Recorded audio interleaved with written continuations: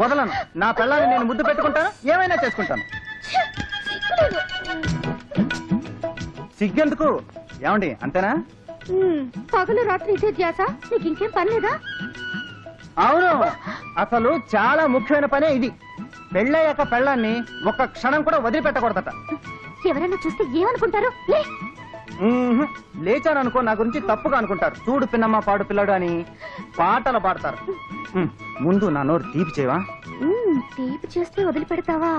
అలా అలా నన్ను అల్లుకుపో. అబ్బా, ముద్దిస్తావు అనుకుంటే తోసేసావేంటి? అయ్యో, ఎసరు మరిగిపోతుంది, దయచేసి నన్ను వదులు. ఎసరు కంటే నేను ఎక్కువ మరిగిపోతున్నా, నాకంటే అదే ఎక్కువ.